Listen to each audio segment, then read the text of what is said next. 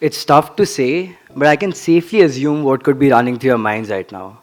Apart from the obvious thought of when will this speech end, you're probably wondering what a 17-year-old could possibly have to say that's important enough to be the final speech of the 90th Founders Day. Or how will this kid even manage to engage with an audience of over 2,000 people? If I'm being completely honest, I've asked myself these questions countless times, and I still don't have the answers to them. But if there's one thing I've learned in my time here, is that not everything makes sense right away. Sometimes you just have to pause and let things fall into place. And maybe by the end of the speech, it will all make sense. And if by the time I finish, even one thought stays with you, one emotion resonates, or one memory of Dune feels a little stronger, then I'll consider it worth every single word. Now, where do I begin my speech? Do I start with a defining moment when I unknowingly signed up for this roller coaster of a life as a DOSCO? Or the swirl of emotions I first felt as I stepped through the gates of Chandbagh for the very first time? I think I'll choose this exact moment to begin with. A speech. That's all it is. Just another speech. That is exactly what I thought a few years ago, sitting on these very steps of the Rose Bowl, watching the school captain of that year deliver his speech. I couldn't relate to much of what he said, nor did I fully understand the weight of his words. Yet, the same story repeated itself the next year, though perhaps I could grasp a little more. But after sitting through innumerable school captain speeches, speeches that felt never ending at the time, I've come to realize something. I'm only one of 90 others who has stood before such an august audience, attempting to define our school and the value it gives to us. There's nothing that I can pinpoint which will stand out or be very different from what they have highlighted. For that itself is the meaning of legacy. A continuum, a continuous living of the ordinary, everyday life and routine that starts with the rising bell and ends with lights out. But in some way or the other, quietly yet certainly, teaches us the most important life lessons. Beyond this routine and schedule lies something far more deep and personal, the story each one of us carries. My story began long before I officially became a DOSCO. It began the very first time I set foot on campus, visiting school for my brother's admission. Back then, I was just the younger brother. I watched Dune from the sidelines, amazed at a world that I didn't yet belong to. But still, somehow, I already felt a small part of me belonged here at Dune. When I finally entered these gates myself, I expected to find that same feeling instantly. But for some reason, I was unable to do so. I felt that this didn't make any sense, as the place that once seemed so welcoming suddenly felt overwhelming, unfamiliar, as if it belonged to everyone but me. I was quiet, introverted, almost invisible in my junior years. No one really knew who I was, except in those occasional moments when someone would say, "Oh, so you're Tanmay's brother?" In some way, that became my identity, constantly being referred to as someone's brother. Each time I heard it, I felt like I was living in someone else's shadow, walking a path that wasn't mine to begin with. And for the longest time, I feared that I would leave school without a path I could create for myself, without a story to call my own. So I decided to carve my own path. I decided to throw myself into the deep end, whether it be early morning hockey practices or late night yearbook proofreadings. Every drop of sweat, every late hour, every small effort was my way of etching my name into the legacy and history of this institution. With each achievement propelling me 3 steps forward, a failure would set me back by another three. But that's what Dune has taught me. You have not truly failed until you decide not to try again. Because at the end of the day, no one else gets to write our story. Not the trophies we won, not the positions we once held, not even the people who think they know who we are. Our story is ours to tell. not because it's perfect, but because it's true to who we are. And yet, in the pursuit of our ambitions, it's all too easy to get swept away by the next goal on our checklist. One day it's this milestone, the next day it's another. And in the rush of it all, we often forget to pause and cherish. To cherish the accomplishment that we once dreamt of achieving. That is why finding joy in the ordinary becomes ever so important. To celebrate the little victories and the simple moments that often go unnoticed. So, to all the parents, do not ask your children to strive for extraordinary lives. Help them instead to find the wonder and the marvel of an ordinary life. Make the ordinary come alive for them, the extraordinary will take care of itself. Doon doesn't just celebrate the extraordinary, but rather it teaches us how to discover the extraordinary within the ordinary moments that define us. The tragic irony of life is that it must be lived forward, but it only makes sense when we look back.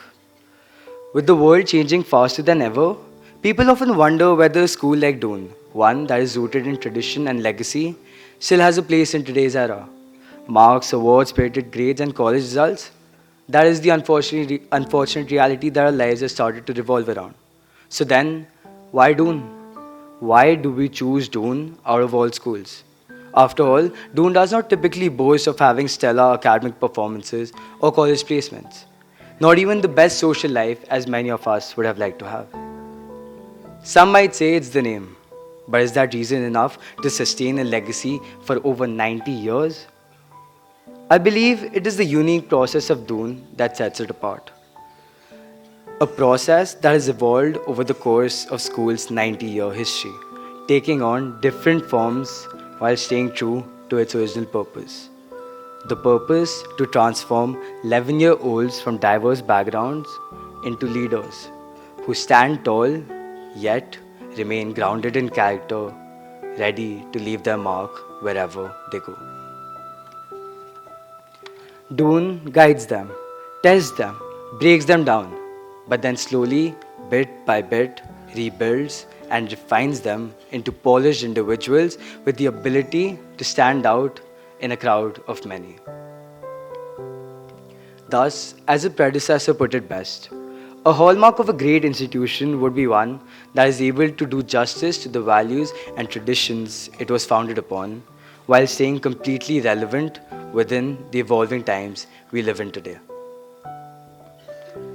In an age where success is measured by results and rankings, it's easy to forget that a place like Doon measures its worth in something far less intangible. The unaccountable and often unseen little things that together mold each and every boy sitting here into an individual ready to take on the world. As cliche as it may sound, what makes Doon special isn't the trophies we win or the accomplishments we gather, but rather the relationships we make, the bonds we forge, and the experiences we have. A master student relation that extends beyond the physical confines of a classroom to the personal lives of each one of us. A senior junior bond that closely resembles one shared between two brothers, forging a connection that lasts a lifetime. Our school community reminds me of a jigsaw puzzle. If you focus too closely on each individual piece, noticing every tiny imperfection, it might seem chaotic. One piece may not make sense on its own, and another might appear completely out of place, as if it was never meant to be here. In many ways, wasn't this true for many of us when we first strolled our way into Doon as timid deformers, having no clue whatsoever about what was in store for us, unaware of who we were within these walls, uncertain if you would ever grow into those seemingly large harlequins, and mostly unsure if you're truly meant to be in a place like Doon. To be fair, the only thoughts crossing our minds at the time was saving that last packet of Takatak before senior laid his eyes on it, or as all parents would know, counting down our days before the next outing.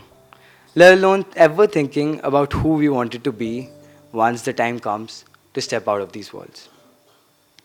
It's easy to lose yourself in the intricacies, to question if all these imperfect pieces will ever come together.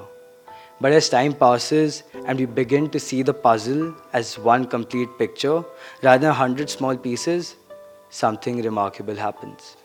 Piece by piece, moment by moment, everything starts falling into place.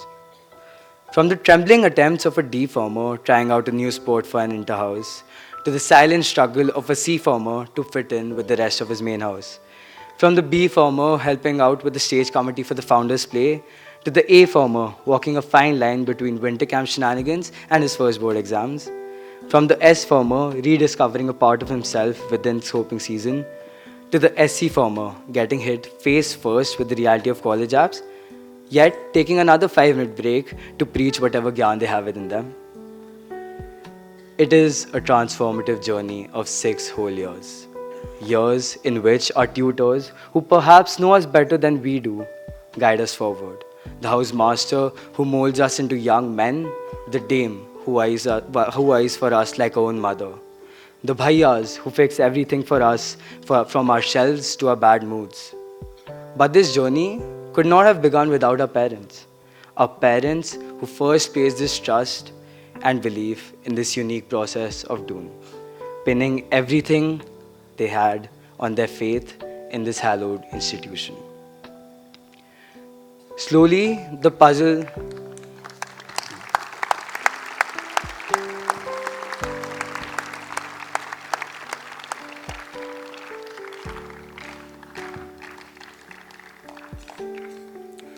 Slowly, this puzzle starts taking its shape, all of it adding up. Eventually, each one of us finds a place for themselves in this community, a community that has become the family we lean on and the place we forever call our home. Having had the opportunity to serve this great institution for the past year as its school captain has been a true privilege. Wearing the honored lamp on my tie, it has nowhere near been smooth sailing. Despite doubting every plan I envisioned and questioning every step I took, I was able to push through, only and only due to the belief that by the end of it, it will all make sense.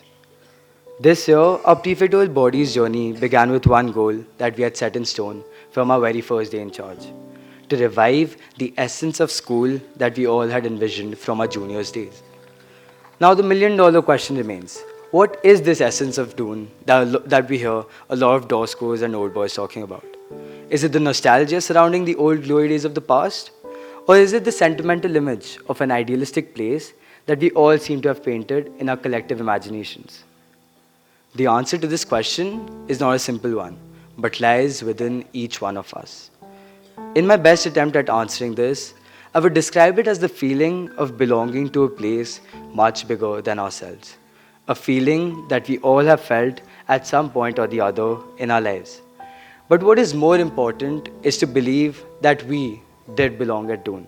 That within these 70 acres of Chandbagh, we were all part of something very special. Because the true essence of school is not clinging to old glory days or chasing a perfect image. It is about creating and passing on a sense of belonging. A sense of belonging to Doon where each one of us in our own way finds meaning, purpose and connection. That shapes you while others argue it's the goal you set for yourself that truly define you. For me, it's the people with whom you share the journey, with whom you learn together as you travel towards your goals. Every Dosko considers the 6 years he spent in school to be the most defining years of his life. We do so because of the people with whom we walked into the school. And in the case for my batch, very soon, with whom we'll walk out for one last time. Between these two singular events lies a lifetime of shared memories. In the words of Martin Luther King, we must learn to live together as brothers or perish together as fools. While that may hold true to some extent in a school like ours, it wasn't the fear of failing that united us, but the quiet love that we all share with each other that brought us together. Whether it was the shared homesickness we all went through as juniors, the shared excitement yet fear for the rugged midterm treks, the shared frustration when we got yet another bad change in break for no fault of our own, the shared respect and sometimes jealousy we have for Jaipur House after they clinched the Grand Slam this year.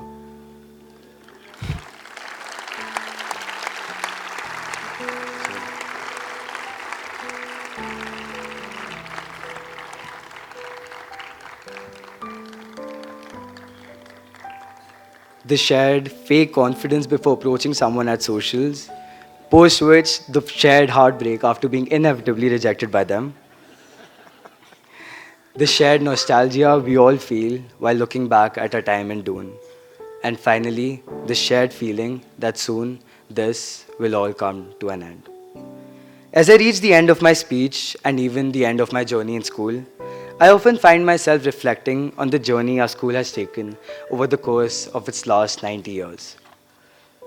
90 years of stories, 90 years of traditions, 90 years of memories that have shaped not just this institution, but every individual who has walked through its gates. Now, as Dune enters its nervous 90s, steadily heading towards its centenary, let me assure every single one of you that the future of Dune rests in safe hands. Hands that love and cherish Dune with every fiber of their being. Standing here, delivering my first and last address to an audience of such grandeur, I feel a mix of pride and nostalgia, wishing that my main character moment doesn't end. But of course, as always, the show must go on. So, to all the Doscos and even the future ones who may be sitting here in the audience today, we often speak of upholding the legacy of the school, of preserving its traditions, its culture, and its history. Remember that legacy is not something we inherit, it is the responsibility we are entrusted with. It is passed down from one generation to the next to be protected and strengthened. Now, that trust, that responsibility rests with you. Guard it, honor it, so that when the time comes, you pass the lamp brighter than you found it. Never forget the feeling of being part of something bigger than yourselves, of standing up for each other. For there is no greater joy than to see others succeed on the paths you have worked hard to create for them. Treasure every member of this community, for it is they, more than anyone else, that give Dune its true meaning. As the stories and tales of the past converge with the hopes and expectations of a bright future, everything becomes clear. The experiences, the bonds, the relationships, the challenges, the triumphs, the laughter, the tears, they all fit together. And in the end, when you step back and look at it all, it makes sense. Dune does make sense. Thank you everyone, and I wish everyone a very happy Diwali.